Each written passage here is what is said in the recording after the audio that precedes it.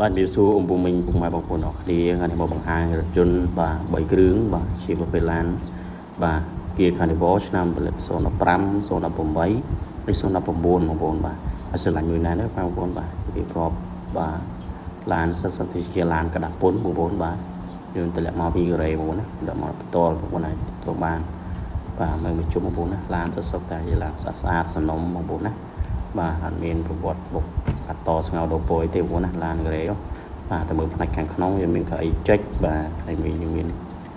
ដាក់ស្រោមឆ្កូតអីហើយបាទខាងក្នុងអ៊ីនតេរីខាងក្នុងគឺស្អាតបងប្អូនណានេះ015បងប្អូនពូរបបបាក់2តង់បាទអីសេតបងប្អូនណាបាទនេះពោប្រផេះបាទនេះក្នុង018នេះបងប្អូនណាបាទត្រូវការអាចតតងបានអរគុណ